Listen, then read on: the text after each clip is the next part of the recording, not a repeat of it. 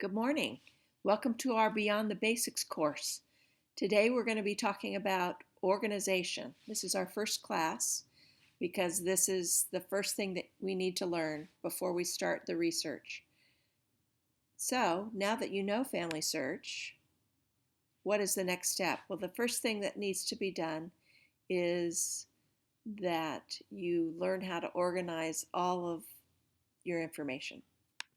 We've just got to get organized. This is a favorite line of mine from The Russians Are Coming, the movie.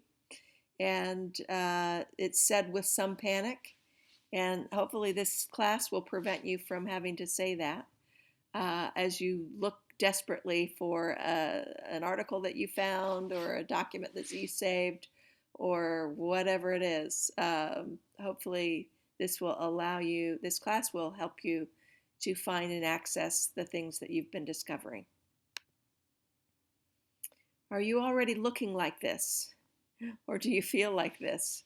It can be daunting, the amount of information and sources and everything that you come across.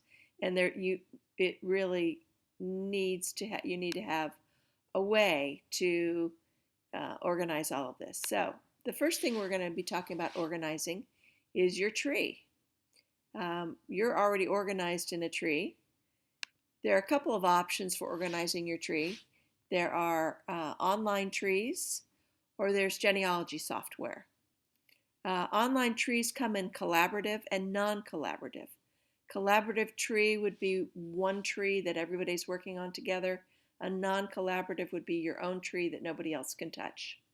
So you already have an online collaborative tree in Family Search, and you've been working on that, and you're feeling comfortable with it, and that's really exciting.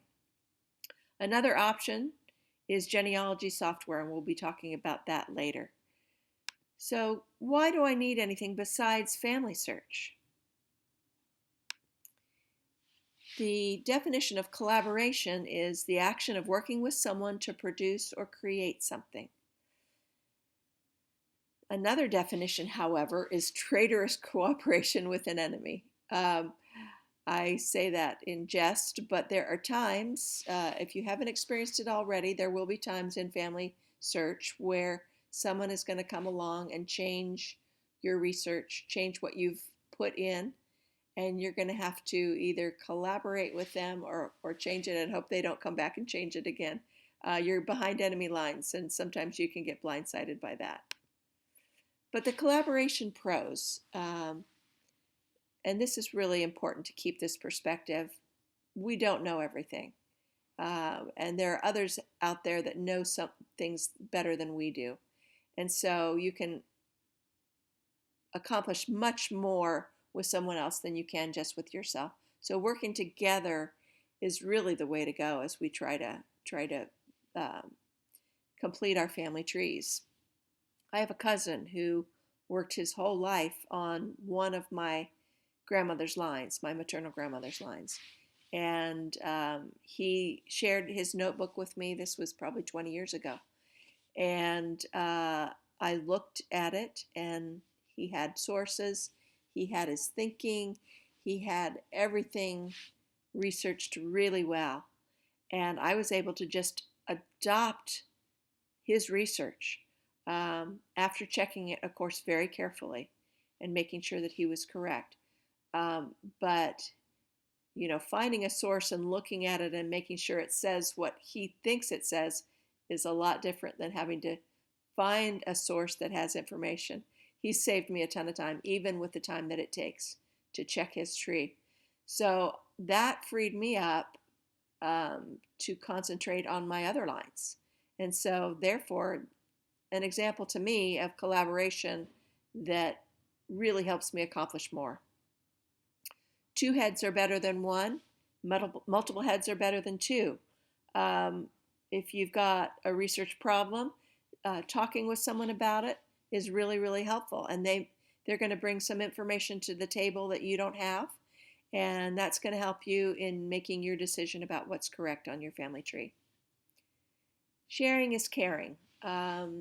When we have done a lot of research And when we feel comfortable with it and feel like this is accurate, we want to share that with people. We want to be helpful to them in their own search as we have been helped in our search. So that's the right way to go. However, the cons of collaboration: you don't have control. You don't know everything, as we talked about, but you know more about some things than anyone else in the world. Uh, Information about your parents, perhaps, family information, information that's come to you through family means that nobody else has, or few have. Or you've researched something really well and you know that area better than really anybody else because you've looked at it so carefully. That information, whether gleaned from family information or in-depth research, needs to be protected from well-meaning but knowledge deficient collaborators. And so there's no way to do that on Family Tree, on Family Search. And so that can be frustrating, that people can come along and change your well-researched line. The other problem is that the collaboration on Family Search is sporadic. We don't work on Family Search every day, and maybe actually I actually do, but other people don't. Other people have lives and they have jobs, and they come back sporadically, and so it's not like we're all drawing up chairs to the table and working on this research together. It can feel more like a hit and run. Someone comes in and changes something and they're gone for 3 months. And so the sporadic nature of the collaboration is less than satisfying. So we're working consecutively. We're not working together. The enduring legacy that you want to leave is not possible with Family Search. What do I mean by that? Family Search will be there forever, but it will be changed. And you can follow a person and it can still be changed, because when you're gone, it can be changed. So let's talk about some other options where you have a little more control. Non-collaborative online trees. There are many out there. Ancestry is the most well-known. On non-collaborative trees, you have your own separate trees. Everybody has their own tree up and published. And so there's a lot of duplication because a lot of those lines are the same, right? So with the duplication, that's not really a problem, except under the following circumstances. You go to Ancestry and search for a person in a tree, and lo and behold, it's there. And not only is the person you're looking for there, but they have extended that line back another generation, and you're really excited, but you're really skeptical because you've been looking for it and it hasn't been that easy. So let's look at the source that they used that found them this new ancestor that pushes this line back. And there aren't any. There may be sources on the tree, but those sources don't help you. And so you have no way of assessing and analyzing this tree if this is correct or not. And so obviously you can't adopt that ancestor until you verified it with some sources. So you look around and whoa, there are 24 other trees that have the same information. So it must be right. I mean, because with 24 trees, that just seems overwhelming.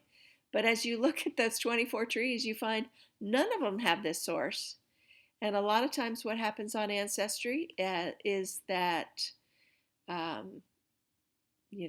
it's the domino effect. Someone sees it, someone grabs it without looking at it critically, as you're doing, and it becomes true. It becomes, that's the law now. No, that's really not how we look at it. It doesn't matter how many trees have published this erroneous or possibly erroneous information. It doesn't matter. You can't adopt it until it's proven. So the duplication can be, a mirage about what the work that's been done and its accuracy. Okay, so on the Ancestry tree, you have the option of having your tree public or private. And public means that everybody can see what you've got.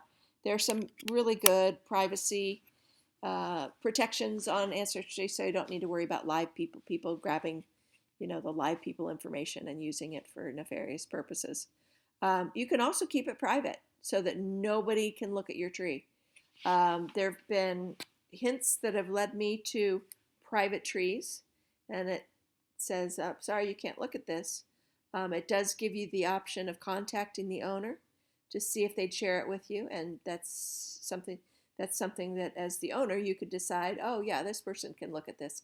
I'm going to let them look at my tree. But it would be on a one by one nature, and it would be completely in your control about who would get to see your tree. There's also a feature on Ancestry where you can invite collaboration. You can ask, okay, I know cousin so and so knows about this line. I'm gonna invite them to edit my tree, and others have given me that option of collaborating with them and helping them on their tree, and that's been great. But that person is still in complete control of that tree. Many of these online trees are free, and that's great, and there's no need for backup file. It eliminates the need for backup files. They're backing it up for you, so you don't have to worry about your computer crashing and losing all of your information. And then the last thing is that such a good feature of these trees is that a lot of them will sync with Family Search. And that is so great. And that, what I mean by syncing is that you don't, if you've got your main tree on Family Search, which at this point you do, you don't have to manually type in information on each person in Ancestry. You can transfer, I believe, one by one, your information to Family Search. So to Ancestry. So from Family Search, you can put in information in Ancestry, and in Ancestry, if that becomes your base of operation, you can also, not with one click of the button, but with a couple clicks of the button, you can take the research that you've done and the information that you've input into Ancestry and transfer that to Family Search. So what's the problem with online trees? I said that a lot of them are free, but there actually can be a cost for following the hints. In Ancestry, you get these cute little leaves that appear next to names on your tree, and they'll say, oh, we found a record, sort of like the research hints that you get in Family Search. And they'll tell you, we've got a record that may be applicable to your research here on this person. And so their research hints, actually, their algorithms are much more wide, and so you'll get a lot of record hints that aren't correct, as opposed to Family Search, where most of them are correct. You still need to look at them very carefully, but on Ancestry, double. You need to really look at it carefully before you accept the hint. But anyway, some of the hints lead you to record databases that are free, and some lead you to record bases that are not free. And so they are tempting you to subscribe to Ancestry. And this may be acceptable, and I do subscribe to Ancestry, but just be aware that there are costs, and there could be costs for you to get the full benefit of your tree on Ancestry. Like your dad told you, there's no such thing as a free lunch, right? Okay. The other problem, I'd say it's not a problem, but it's a deficiency with Ancestry, and that is that it doesn't help with your research organization at all. And we're going to talk about research organization in a little bit, so I'll leave it at that. It's not as versatile as Genealogy Software. Genealogy Software has a ton of whistles and bells that you can use, and so there's a lot more that you can do with your tree when you have Genealogy Software. So let's talk about now Genealogy Software. What do we mean by Genealogy Software? Bias disclosure here, this is what I use. This is how I operate, and I love it, and it works for me. Doesn't mean it works best for you. I'm giving you the options here so you can decide. Like I said, it's got lots of bells and whistles. Notes, logs, charts, reports. It's really superior navigation within the tree to what you're going to experience on Ancestry or Family Search. The files are on your hard drive, and that means you need to do backups, and you need to make sure that your computer that you're using, that it's safe, and that you have a file on a hard drive that's backed up. There is a good side to this, however, and that is with most of the genealogy software programs, you can put that information onto a thumb drive and take it with you anywhere, and you've got access to it. You can plug it in at a library, you can plug it in anywhere, and you don't need the internet. There have been times when I have been researching in a remote location, most often at a cemetery, and where there's no internet and there are no bars on my phone, and I can't access the family search tree. However, with your genealogy software, if you've got your laptop with you, because it's on your hard drive, you don't need the internet, and you can just open up your laptop and see your tree. And that, that's not going to happen every day. It's kind of rare that you're going to be in that situation, but it does happen. It has happened for me.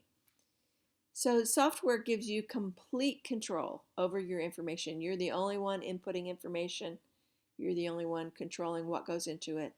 And there is no inherent collaboration, which is a problem if you want to share your information, right? Okay. Let's look at some of the genealogy software programs that are out there, the options that are out there. This is not a comprehensive list. There are others, but this will give you an idea of what is out there. I think these are probably the 7 most popular, and so we'll talk about them just briefly here. Ancestral Quest is a very popular software that a lot of people use. A lot of my friends use. It has so many whistles and bells. It's not particularly intuitive. I decided not to use it because a friend of mine invited me to a 12-week course to learn how to use Ancestral Quest, and I was daunted by that, and I thought, I want something a little more intuitive where I don't have to take a class to learn how to use it. But you can use it with both Windows and Mac. It syncs with Family Search, and you get hints from Family Search and Find My Past. So it's a great program. It does cost money. A word on the cost of software. There is a cost. Well, all of these come in a free version that we'll talk about later, but the deluxe versions come with a price tag. It's unlike a subscription to Ancestry in that you don't pay that every year. It's a one-shot deal where you pay for the program, it's downloaded to your computer, and you have it. There may be updates that the company offers to offer new features or help you to do something else. That there may be a slight $15 or $20 cost for an upgrade to their newest version. You don't have to do that. If you look at that and go, oh, that's a feature I don't really need, I'm going to stick with this version, you completely can. It'll still work. Okay, let's look at Family Historian. That is another really popular software. It is, unlike Ancestral Quest, it is very good for beginners. It's really easy to use, and that's its claim to fame. It works only with Windows, however. It doesn't sync with anything, and it gives you hints for Find My Past and for My Heritage. And while I'm speaking, I would invite you to write down these different software choices that you have, and on on a rainy day, on a day when you don't have anything to do, you can play around with these. You can search these. You can Google search these. I would put in Ancestral Quest review on a Google search, and you'll learn a ton more than we can possibly present today. Okay, Family Tree Builder. Some people say it's the best genealogy software. I think that that's a bit of a stretch. I think that um, there are biases. You talk to people that use their software, there's a lot of loyalty there. So there are different camps, but a lot of people love Family Tree Builder. It works with MyHeritage, and so it's the same caveat that I gave you with Ancestry. You're going to have to pay a subscription to MyHeritage to access some of the records for which you get hints, maybe most of the records for which you get hints. So it does sync with MyHeritage, and it gives you hints from Family Search and from MyHeritage, and from others. That little asterisk in the hints column means that there are more than I put in. Okay, with Family Tree Maker, it's really, a lot of people love it. It's the most expensive software out there. Some people say it's worth it. One really nice feature is that it backs you up to the cloud automatically, so you don't need to worry about losing your information. That's really a wonderful feature. It has an image editor that enhances photos for you. So if you're into a lot of photos, and this would be really helpful for you. The charts and reports aren't that great. As you're probably gleaning from what I'm saying, there's no one software that's great at everything. So you're going to have to pick your poison here. You're going to have to choose what features are the best, the ones that you like. Legacy, great program. It's the best option for its reporting and its chart features. It's incredible. Wide range of reporting and chart options. And it also provides secure online backup for your tree. It works with Windows. It syncs with Family Search, and it gives you hints from Family Search, Find My Past, and others. Again, another good program that you can research. Reunion. This is what I use. It only works with Mac, and you will see that the other columns are blank, and I'm less than happy about that. Here's my sad story. So probably about 10 years ago, I switched to a Mac. At that time, the only genealogy software that worked with Mac was Reunion. And so I've been working on Reunion for 10 years, and I have a ton of information in it. At a certain point, when they decided on one of those upgrades, when they decided to go, should we go the syncing route or not, when most of the other software programs were adopting the syncing features, they decided not to go that route. And that leaves me with some software that does not sync with Family Search or with Ancestry, and that's a problem. That means that I need to manually, and I have been manually inputting the data, place by place and date by date and name by name, and it's a lot of work. So I'm not very happy with Reunion. While I love it, I also hate it, and I am looking to jump to the next software, which is Roots Magic. Roots Magic is the favorite of professional genealogists these days, and that's what I'm hoping to be able to use. It works with both Mac and Windows. It syncs with Ancestry and Family Search, and those are the two platforms that I want to keep a presence on. So,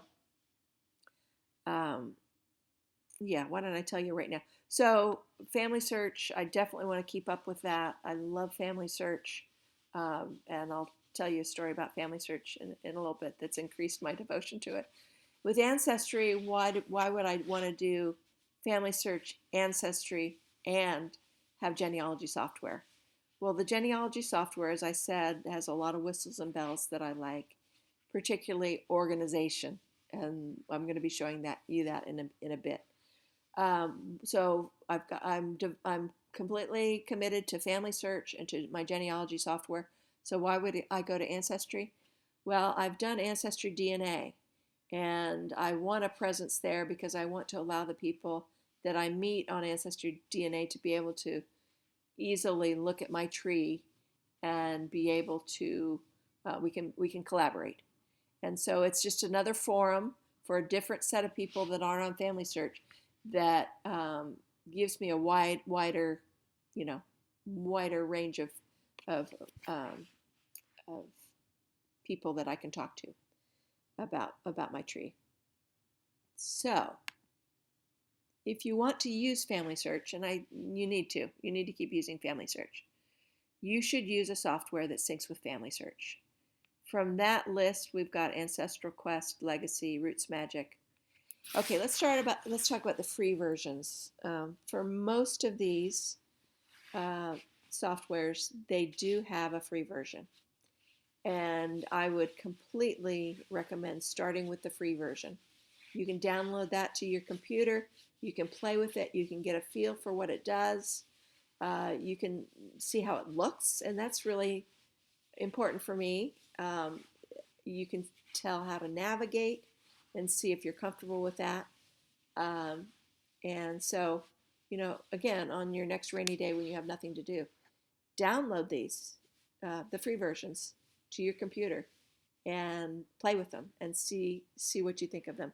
That, in addition to your Google search, could give you a really good feel for what direction you want to go in. If you choose to do Family Search and an online tree, you're going to need to find a way to organize your research logs and notes in some other way. And we'll talk about that. It's not as easy, but it can be done. So it's not a make or break. If you decide to go with Family Search and an online tree, that can work for you. So it's your decision. But my recommendation is that you use Family Search and a genealogy software or a non-collaborative online tree from here on out. It gives you the best of both worlds, collaboration and control. Okay, now we're going to talk about organizing your research.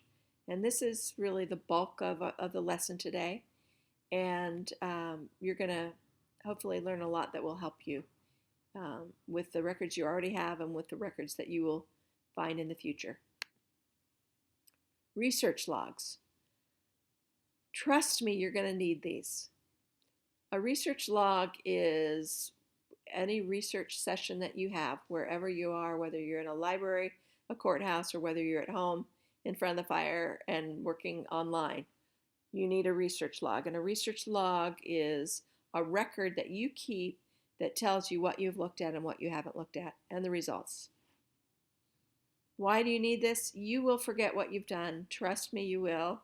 I remember a certain point in my research thinking, I don't need research logs. I remember. I have a really good memory. I can go back to whatever. No, I have surpassed that memory. There's no way I can keep track of what I've done and where I've been. Remember that negative searches tell you something and represent progress if you keep track. So, for instance, you look at 10 different databases and 3 of them had information. When I started out, that's the only thing I would keep track of, are those that I found information from. And so I would obviously record those and get the source and print them up or make a PDF or whatever I wanted to do with it. But those 7 other sources, I have no record that I ever looked at them. So if I go back looking for more on that particular person or geographic area, I don't know if I've looked at that yet. And so you're going to have duplication of effort. If you haven't recorded, oh, wait a second, I already looked at that. I didn't have anybody with that surname in it. Those sorts of negative search recordings can really save you in the long run with your research. Your goal is to use a research log before, during, and after your research, actually. I assumed that during the research was a you're going to use your research log while you're researching. But using your research log beforehand allows you to organize and think through what you want to look at. So you can write down the different things, different databases that you want to look at. And then um, obviously during your research, you're going to record on that log what you found and what you didn't find. And then after your research, you can go back and do your analysis.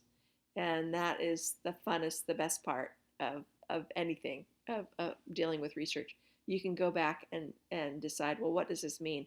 What have I learned from this? How does this help me in my research? And then recording that analysis is really important. It's really good so that when you make a search and you find a record and it applies, to record how you're thinking on why it applies and what it tells you is really great. If you record that and then you leave and you get distracted, do you ever get distracted? I get distracted all the time. Um, when you come back, you'll go, what was I thinking? Oh, this is what I was thinking. Okay, that makes sense. Otherwise, you're going to be befuddled. You really will. Um, okay, here is a research log, and it's old-fashioned. This is what I used to grab when I would go to the family history library. I lived about an hour away from the library, and I wanted to make all as much use of my time there as possible. So the night before, I would fill this out, and I would go to the library with a filled out research log, at least with a filled out of what I want to look at in hand, so that I didn't have to take the time precious time while I was at the library to look up, oh, what can help me here? What records would pertain to my search? No, I've already looked at that and it's right there. So let's take an in-depth look at the research log. Not that you'll particularly use this. They are available free and online, and you could download them and print them up and use them if you want to. I wouldn't suggest that because you get to that paperwork stacking up and up and up and hard to access and all that. However, this will be helpful to look at because these are still the important things that you want to record. You'll see that under research log, it says your ancestor's name, your objective. What are you looking for? Are you looking for, John Smith's wife's maiden name? Are you looking to extend this line? It can be very specific. It can be a little broader. But to have your objective in mind really helps. The locality that you're searching, and this will be the key to the records that you want to look at, because the catalogs are, and even databases are organized usually according to geographic areas.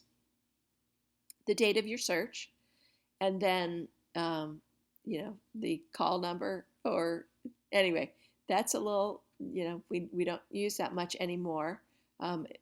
I would usually in that column when I went to the family history library put the number of the microfilm that I want to look at, and that's all I would put in. And the description of the source, I could fill that in later as long as I had the microfilm number or the call number of the book that I wanted to look at. So that would be in that column. The description of the source is something that I could get later. Again, precious time at the family history library, leaving it for the research itself rather than preparing for the research. The comments page, and this is where this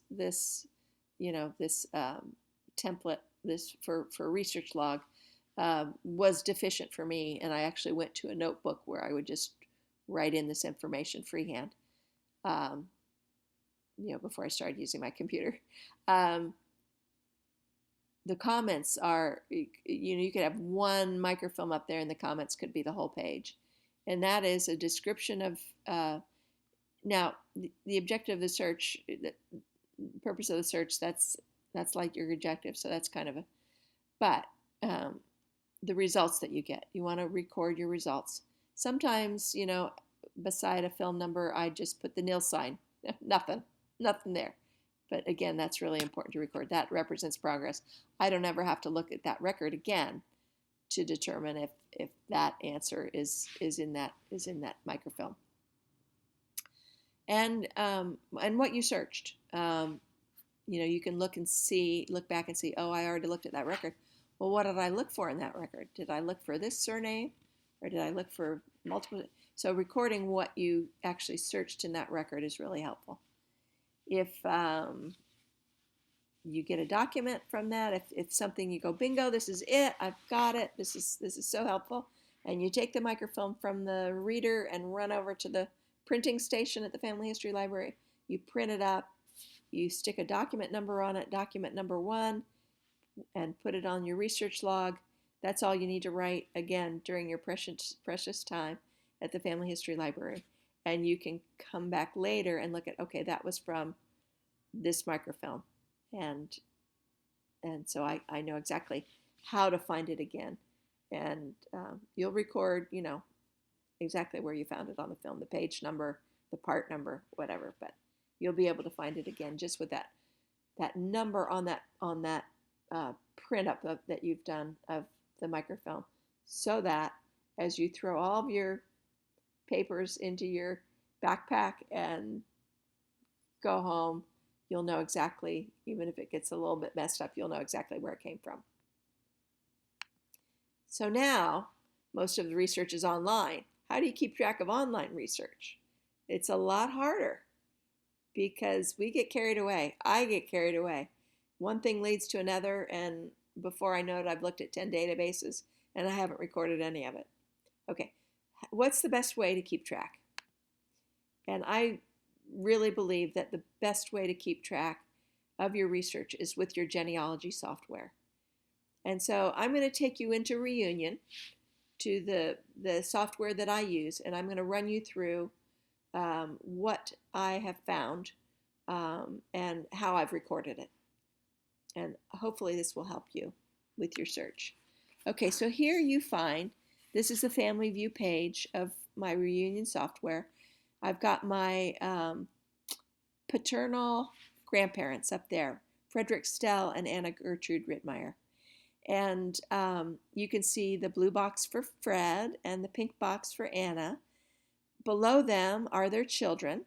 You can see Betty, my Aunt Betty, my Uncle John, my Uncle Ted, my dad, William Marlin, my Uncle Joe, and Robert Carl, who actually died as an infant, and I never knew him. Then if you look above Fred and Anna, above Fred, you can see Fred's parents, James William Stell and Amanda Catherine Brower. And above Anna Gertrude Rittmeyer, you can see John Paul Rittmeyer and Lillian Clark Hutchinson. So this is the family view page in Ancestry. I love the look of it. You can see on the left-hand side, you've got a family view, you've got a tree view. It gives you charts, reports, ways to find people and things, geographies, records. There are logs, there are lists, and then the sidebar. Right now my sidebar on the right is people, and I can search for people. With a click of a button, I can find anybody in my database just like that. If I were to click on the James Stell that's highlighted, that family page would go straight to James Stell, born in 1759. But I can change that sidebar to a lot of different things that can help me, calendars, contacts. Anyway, there's just a lot of whistles and bells, and I've been with Reunion for 10 years, and I probably haven't used a significant majority of the options that are available. So this is what it looks like. If I were to click on Frederick Stell, and then select the notes option, this is what I see. And these are my notes on Fred Stell, and this is where I keep track of my research. You can see at the beginning that at a glance I can see I have completed the census work for Fred Stell. All images are in the Fred Stell folder. Well, what does that tell me? Fred was born in 1893 and he died in 1985. So he was available in the 1900, 1910, 1920, 1930, and 1940 censuses. When I look at completed census work, that tells me that I have found Fred in each of those available censuses. So that work is done. Check that off. And then all the images that I got of those census records are in my Fred Stell folder, and I know exactly where to find them. It'll be 1900 Fred Stell or 1910 Fred Stell, so I know my formula, and so everything is accessible pretty easily. The second record that I have recorded is the World War I draft registration. You can see that I've copied and pasted the resource, the information that is necessary to source this, and then I've also transcribed the record itself. I have written down what is in the record, which is Fred Stell, where he was born, Eckerd, Colorado, the date of his birth, that he was a natural born citizen, he was a U.S. Forest Ranger at the White River National Forest at the time, and if you look down to the bottom, the time was June 5th, 1917, and I've recorded that.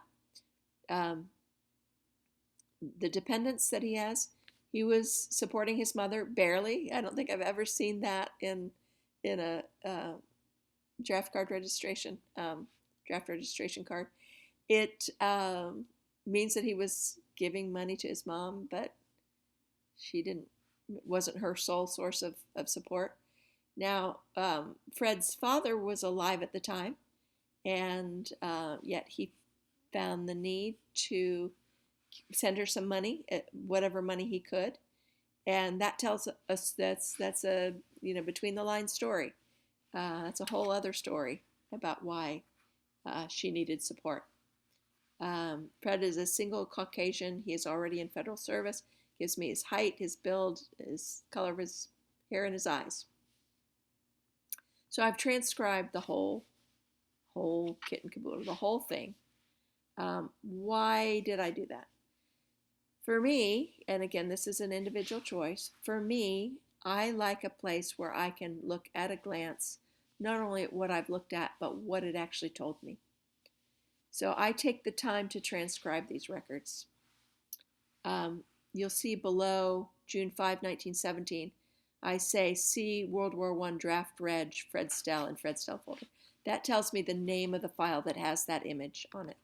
So I can access that real easily. Okay, the next record is Colorado Soldiers in World War I. This is a book, but it's also on Ancestry. I copied and pasted the source information, and then I put see World War I Fred Stell in Fred Stell folder, so I know what I've called that image. And I've transcribed what it tells me. Fred Stell, Private First Class. I believe that's Coastal Artillery Corps, if my memory's correct, and he's in Glenwood Springs. Don't ask me why the Coastal Artillery Corps was in Glenwood Springs. Obviously not on the coast of anything but mountains. So yeah, I could find out a little more about that. And then the next document is from a paper that my grandmother wrote about her husband, about his career. And so she typed it up and gave me a copy, and I have transcribed it here. I have scanned what she gave me, and I have put that in the Fred Stell overview in the Fred Stell folder. I have actually thrown away the original. If it was handwritten by my grandmother, I might choose to keep it. But for me, a digital image is adequate. Okay, now if scrolling down in Fred Stell's notes, you can see that I've transcribed all of the census records. I have not transcribed them impeccably. I've used my own little shorthands so I can minimize how much time it takes to do what I want to do. Let's look at the 1900. I have taken the time to write down precinct, Surface Creek Delta, Colorado, SD2, ED14, page 262, sheet 7A, dwelling 158, family 158, and the date, so that I can find this when I need to again, find it in a database if I ever need to. And if someone looking at my source, if someone is analyzing what I've done, they can look at the original too. I do have a copy of the original in, like I said, it would be in the Fred Stell folder under 1900 Fred Stell. But for others, to be able to find it again, that's helpful. Okay, so I've taken some liberties with transcription. Chances are, I didn't check this out, but chances are in the actual census record, it was Stell, James W. And I have, for ease of writing, for ease of reading, for looking at it, I have put it in all caps and put James W. Stell written out like that. Another thing that I've done to make this a little shorter in writing, you'll see that under James Stell, I have he was born in Massachusetts. His father was born in England, and his mother was born in England. And for Amanda Stell, the same thing, born in Canada, English, father born in Canada, English, mother born in England. For the children, as I looked at the census record, I could see, okay, all of the children have the same information. So after Clara Stell, there's a semicolon, all of the children above, born in Colorado, father born in Massachusetts, mother born in Canada, English. You can come up with your own shortcuts for not having to write out every single word exactly as it is in the record. But just to give you a feel for what I've done, and maybe just having 1900 U.S. Census and a C 1900 Fred Stell in the Fred Stell folder would be adequate, because you can go look at it whenever you want. Again, I like to at a glance see all the information that I have for people. I do this for my direct line ancestors. I wouldn't do it for second cousins 4 times removed, unless I was real interested in that and I was researching it in depth for some reason, and then I would write everything out. But I don't do that for every person in my database. Now, with this, again, you can do what you want. I have put this down because another thing to think about is that some of those original census records that you find are really hard to read, and so you take some time to decipher it. In fact, I think this is how I started doing this in the first place. You take the time to decipher it, and you want to write it down, because you don't want to have to go and look at that document 400 times and say, what did that say again? I can't remember. So for census records that are close to illegible, and you'll find plenty of those, it helps to write it out, and you don't have to ever look at it again. Okay. You can see that I have followed Fred Stell. This is my pitch for census records that we're going to be talking about next week. I found Fred Stell as a 6-year-old in his natal home in 1900, as a 16-year-old in his natal home in 1910. By 1920, he's married, and he's living not in Delta, Colorado, where he was born, but he's moved to Woodland Park, Colorado. In 1930, he's in Mancos, Colorado, and in 1940, he's in Washington, D.C. So I have a snapshot of Fred Stell every 10 years, what his life looks like, and it's wonderful. Okay, the next section of the notes is newspaper articles that I have found that pertain to Fred Stell. So there is a database called Colorado Historic Newspapers. I'm not sure where Colorado got the funding to do this, but they have digitized and indexed all of their historic newspapers. And these are community newspapers, really, and they are full of folksy, fun, Jane Smith had dinner with the Albert family last week, and Aunt Josephine is visiting her family here from California, whatever. You get a lot of news that aren't going to change, aren't going to extend your line, but make people come to life. Okay, so we're going to go through these so you can see how I've handled them. Telluride Journal, September 4th, 1913, Fred Stell was on arrival in the city Saturday night from his home in Delta. Well, I have no idea what Fred was doing in Telluride in 1913, and I don't know why it was news when he arrived, but I did find that article. You can say I said C0904 1913 Fred Stell article in Fred Stell folder, and so I've used the date and the name Fred Stell, and that it's an article. That'll tell me it's a newspaper article, and that's the title of that image in the Fred Stell folder.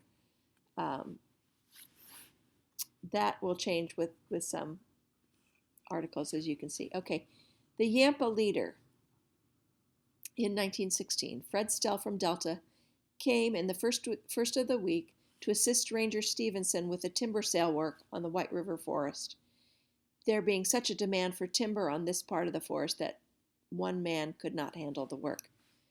Okay, so this says a lot more to me than it does to you. First of all, Fred is from Delta. That's in western Colorado, close to Grand Junction, if you know where that is. Yampa is in northeastern Colorado, close to Steamboat Springs, if you know where that is.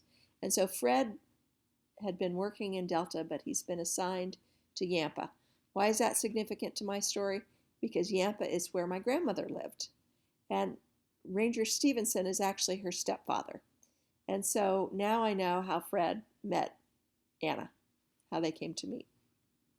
That's not what the article says, but that's what it says to me. Okay, the next article, 10 months later in 1916, Fred Stell, Ranger at Burns, was a weekend guest at Forest Lodge. Okay, Forest Lodge was the name of the house where my grandmother lived with her mother and Ranger Stevenson. And so Fred Stell spent the weekend there. And I know that he probably had some interactions with Anna at that point. Yampa Leader of December 8th, 1916, a couple months later, news of the week, local happenings, and news items of a personal nature. Fred Stell, the Ranger of Burns, left for detail work at the Meeker office last Saturday. Okay, doesn't tell you a whole lot. Oh, with all of these, I have done the labeling of the image, the document name, as the date. The latest one, 12/08/1916, Fred Stell article. That's how it will be in the records. Okay. The next article, July 20, 1917, list of names of persons whose registration cards are in possession of the local board. So I found Fred Stell in a list of people who has gone to the local board and registered. And obviously this is for World War I. And, again, why is that list in the newspaper? Well, I think moms can look at it and say, Jimmy, you need to go down to the local board. You haven't registered yet, right? Or their friends or whoever. Everybody knew if you'd registered or not. I guess privacy laws were not as important back then. Okay. Steamboat Springs, August 1917, a month later. Yampa Special Correspondence. Fred Steele, and you've noticed I put sick in there. His name is Fred Stell, and I wanted to tell myself, that wasn't a typo that I made. It was actually in the article, so I don't need to I won't go back and correct it. Fred Steele, in charge of a crew, is putting the Trappers Lake Trail in fine shape in behalf of the Forest Service. Okay. Routt County Republican, a month later, or 2 weeks later, actually. Fred Stell succeeds Elmer Stevenson as Forest Ranger in the Yampa District, as Stevenson resigned. Okay, wouldn't I love to know? So Fred Stell is now taken over for Elmer Stevenson as the head Forest Ranger in the Yampa District. What did Elmer Stevenson recommend him? Did the head office do it totally? Was Elmer for or against this? Did he see the relationship of his stepdaughter with Fred and think it was a good thing? Anyway, I'll never know that, but interesting questions. Okay, next one, we go to January 1918. And so this is what, 3 months after Fred has become the head ranger. Among our neighbors, the engagement has been announced of Miss Anna G. Rittmeyer, daughter of Mrs. E. E. Stevenson of Yampa, to Fred Stell of Delta, who for the past year has been a ranger on the White River National Forest with headquarters at Yampa. The wedding is to take place in June. And this is June of 1918, so good luck, right? Okay. In March of 1918, Fred Stell, ranger on the White River Forest with headquarters at Yampa, has received orders to be in readiness by April 1 to go to Nebraska on a 6-week detail to assist with forest work in that state. I'm not sure, but I think that's associated with preparation for the war. Then we skip from March to July, and supposedly that wedding was supposed to happen in June. But we see a column in the Routt County Sentinel that is labeled Gossip of Northwestern Colorado Boys in the War. Fred Stell, until recently ranger on the Yampa district of the White River National Forest, is at Colorado College taking training for the radio service. So from this, we don't know if he's married, but I know that he didn't get married until 1919. So the wedding, the June 1918 wedding, is postponed. Then we skip to all the way from July 1918 to April of 1919, before we hear any gossip of Fred Stell. Fred Stell of Yampa, who was a ranger on the White River National Forest before entering the Army, has been discharged and has returned home. And then the next article is the Routt County Sentinel. A week later, Fred Stell of Yampa, who returned home March 29th, has resumed his former position with the White River National Forest. He's back to work. And then May 16th, we get among our neighbors, the White National Forest has been given an allotment for the completion of the Trappers Lake Trail from Yampa. Work will be under the charge of Fred Stell, who recently returned from the Army, who before enlisting was with the Forest Service. So we're back to the Trappers Lake Trail, and there was a little hiatus during the war, so he's back on it. It didn't get finished beforehand.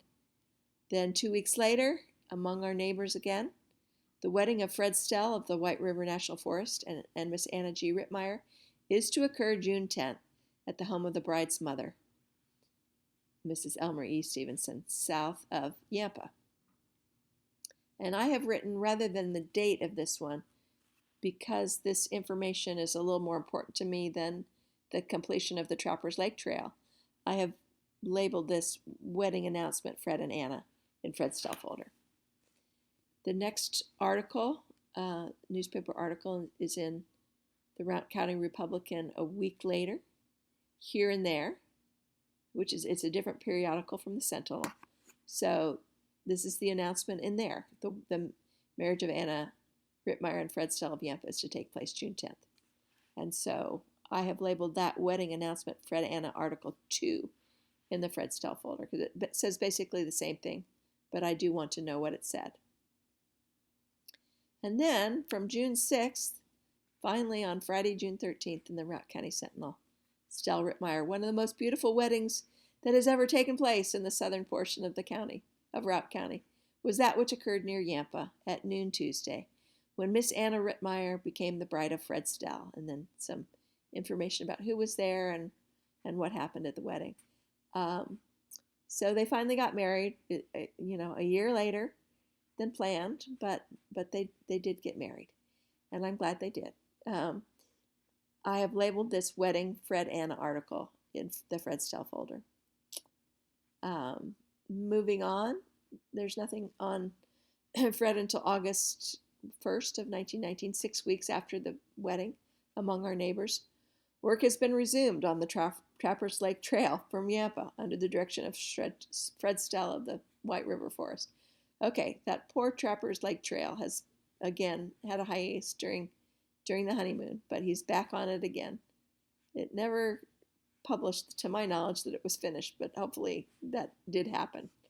Okay, and then we skip. There's no record of Fred Stell until 1923, when Miss Betty Alfred writes of a very pleasant visit at the Stell home at Woodland Park. So Fred and Anna are married. They've moved to Woodland Park, where Fred is a ranger, and Miss Betty Alfred visited them. She's a Yampa local who actually was Anna's best friend and why she named her first daughter Betty. And Betty got to go visit her namesake, I guess, at that visit. So that's pretty fun. Then the very last article, you can see we jump from 1919 to 1923 to 1969 in the Steamboat Pilot, the 50th anniversary for Fred and Anna Stell. Fred and Anna Stell will observe their 50th wedding anniversary on Tuesday, June 10th, with a family reunion and reception from 2 to 5 p.m. at the Velda Rose Motor Hotel in Mesa, Arizona. Okay, so picture this. This is 50 years after Fred and Anna got married.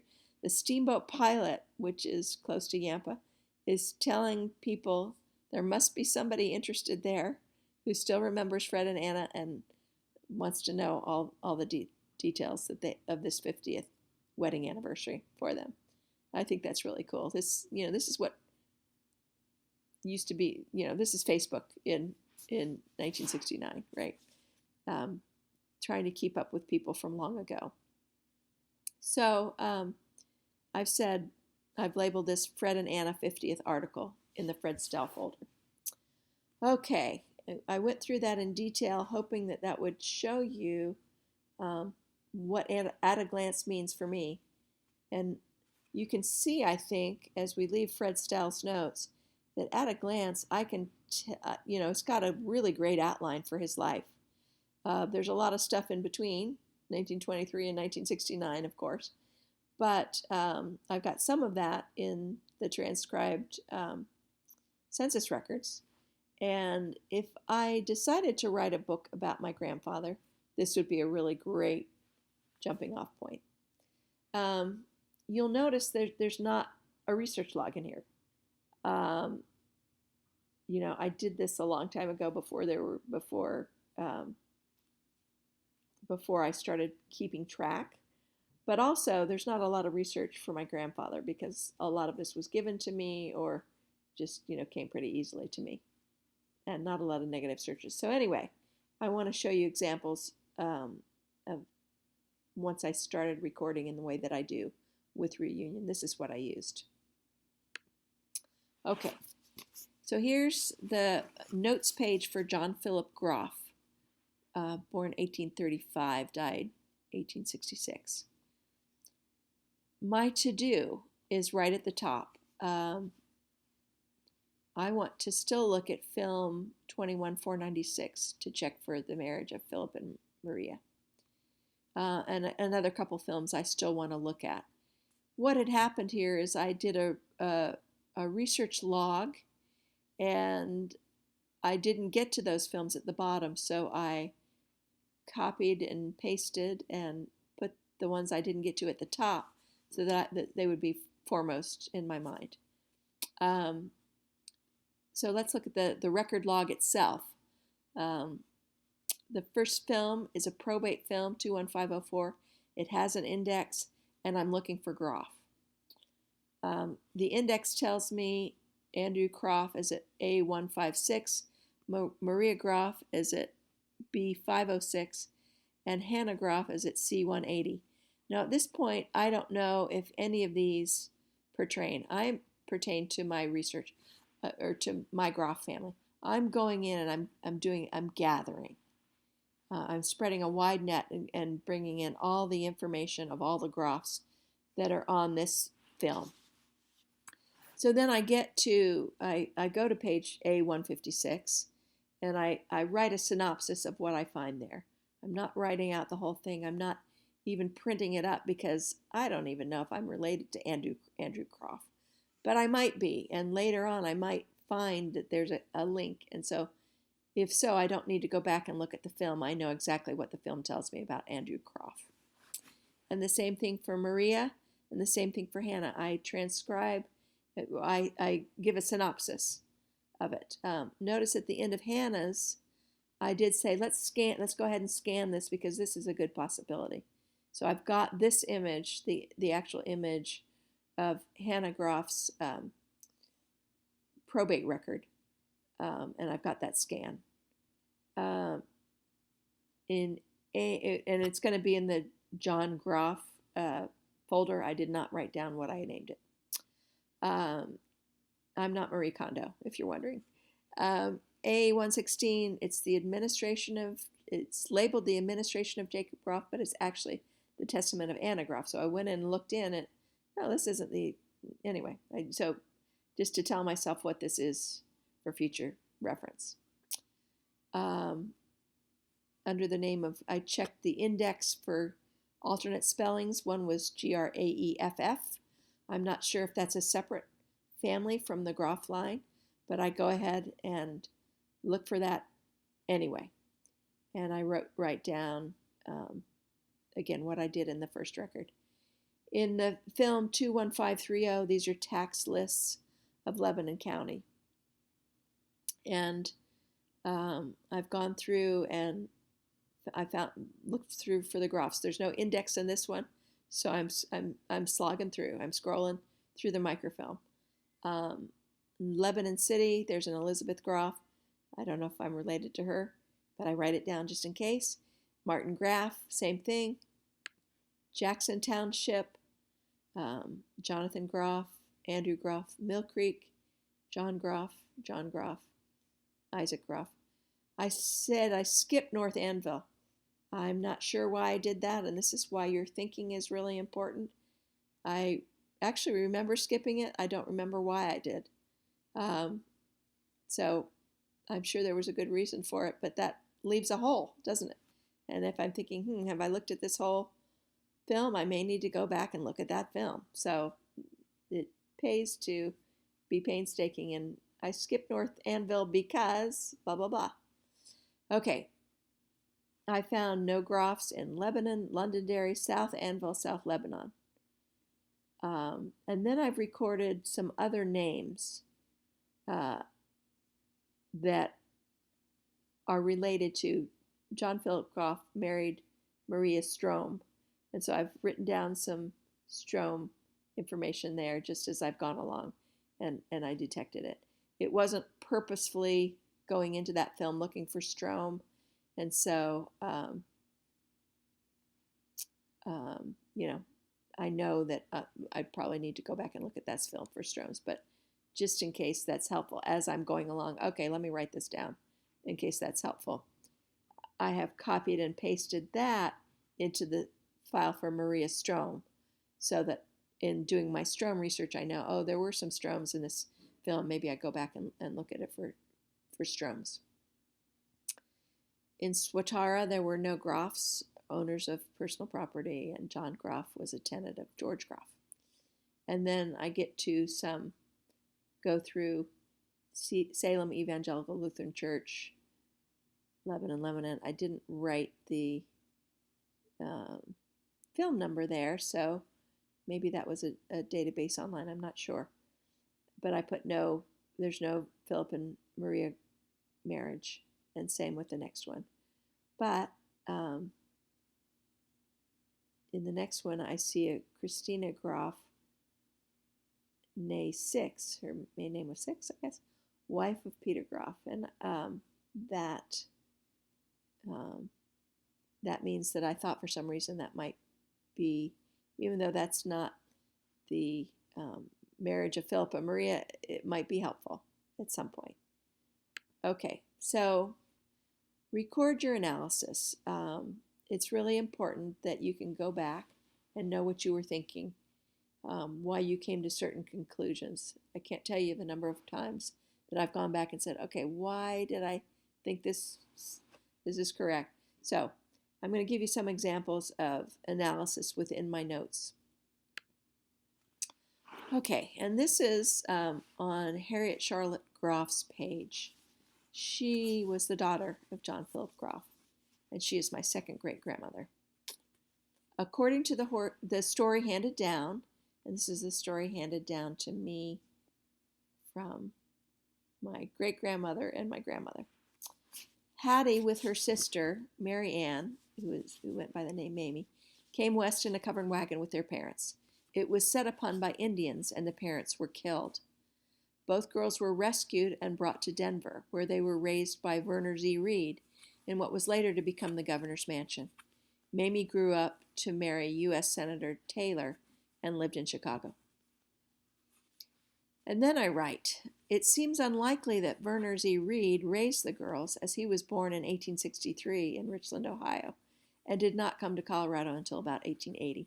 So he is younger than Hattie, so chances are he didn't raise her. So that part of the story that was handed down to me was incorrect.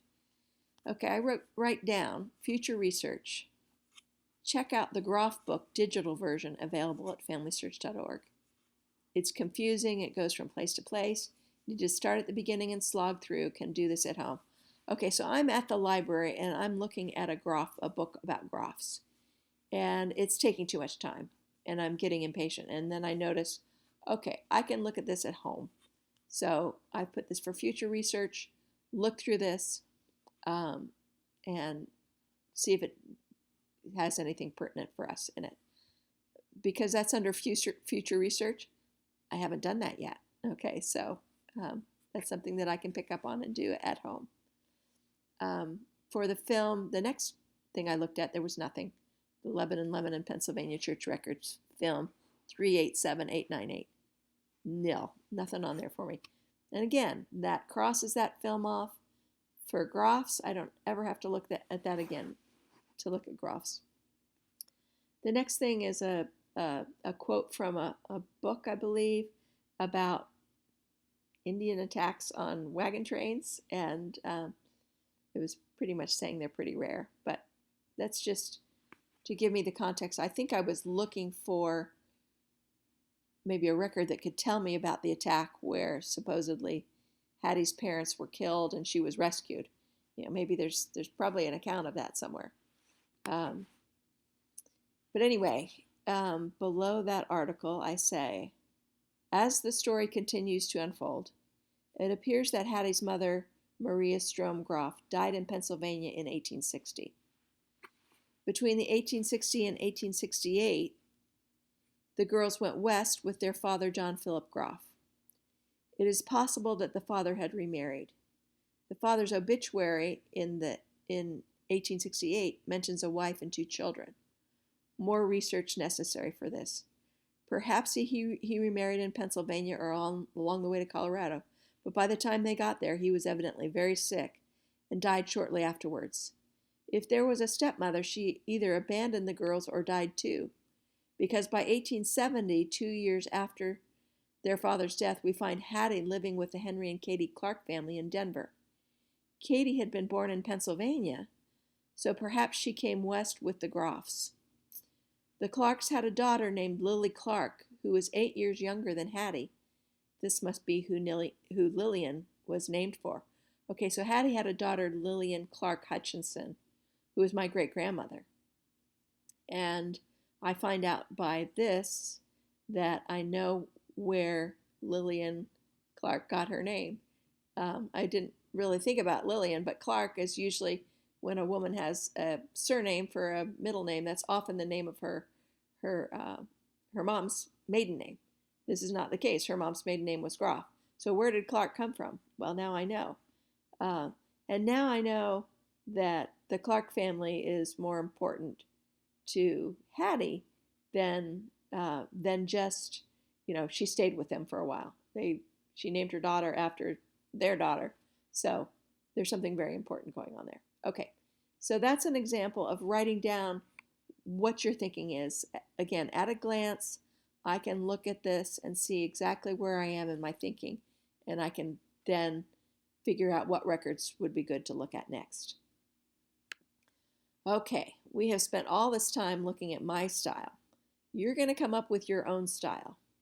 This is what works for me. You have to figure out what works for you, and it's how your brain works. And I'm telling you, I know lots of other researchers and how they organize their information, and everybody is different. So I'm not saying this is how you need to do it. You need to play with it and figure out a good way to keep track of your research. The important thing in whatever you end up doing, you need to keep track of your research, what you find and what you don't find, and your analysis. Okay, the last section here is how to organize your documents. And we've already talked a little bit about that with the different folders in your computer, and having a folder where you can put the documents and figure out where to get them, and also telling in your notes where the name of that document. But it might be helpful to go back to what I learned way back in the beginning. Went to many classes on how to organize, and you obviously organize by surname. That's how you're going to identify people, by their names, and most basically by their surname. The one idea that captured me was to create a folder for each of my great-grandparents. So back in the day, I had a file cabinet with 8 folders which had the names of my great-grandparents. Then within each of these folders, you can add folders with other surnames that are related to that surname as needed. So my great-grandparents, my paternal line is Stell, Brower, Rittmeyer, and Hutchinson. And my maternal is Moyer, Wilson, Satcher, and Crouch. If I open up my family history folder, which I've labeled SSG-FH in my computer, you can see these are the gateway folders to all my other sources. And this is one way to organize it. You could certainly have a folder for each surname, not just your 8, and just go find the surname. It's helpful. I find it helpful to have the surnames all located in one folder, but you'll figure out what works for you. One other note that makes it helpful to organize them by folder like this, by surname folder, is that you may have, for instance, many different Smiths that you run across in your research, and it's sometimes helpful to know which line you found that Smith in. So putting, the Smith that intersects with the Satcher line, for instance, having that Smith folder in that Satcher line tells me which of the Smith lines that is. So it can be helpful in certain instances. Okay. One last thing.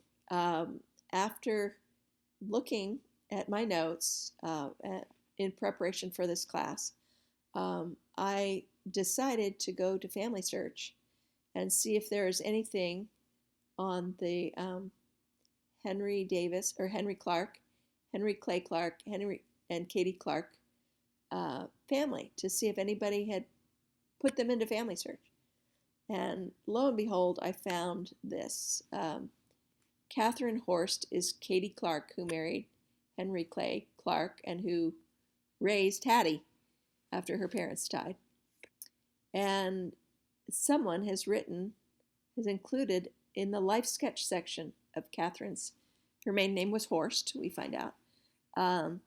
And the life sketch says that Kate Horst, the daughter of Joseph and Barbara Shank, was married to Henry Clay Clark, a widower in 1858. She was mother to 3 sons in Denver.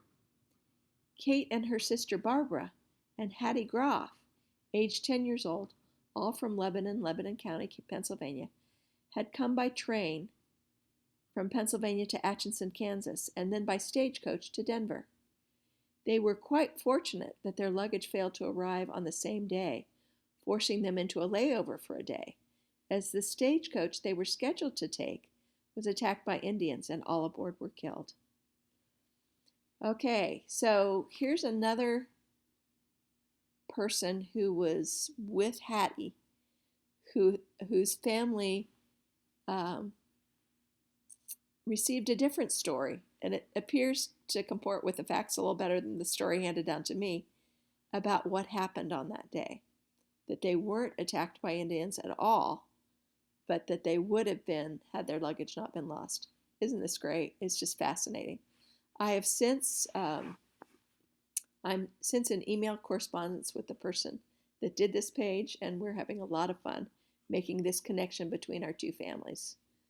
So this is, can I say anything more about Family Search? This record, if you'll note at the top of the life sketch, it says From Some History of Lawrence County, 1981, published in 1981. That Some History of Lawrence County is from Lawrence County, South Dakota, which is where Henry Clay Clark and his wife Kate ended up settling. They left Denver and they went to South Dakota. There is no way in my own research that I would ever have looked in South Dakota. I don't have anybody that I know of in my family from South Dakota. So I never would have found this record except for someone posting it on Family Search. This is as good an endorsement, a real live endorsement of Family Search and of collaboration as I can give. Okay, your head is exploding now. Mine is too, so it's probably time to stop. Next week, we will get to the really fun stuff, and that is research. And we'll be talking about how to set research goals and how to go about starting your research on your lines. We'll see you next week. Thanks so much.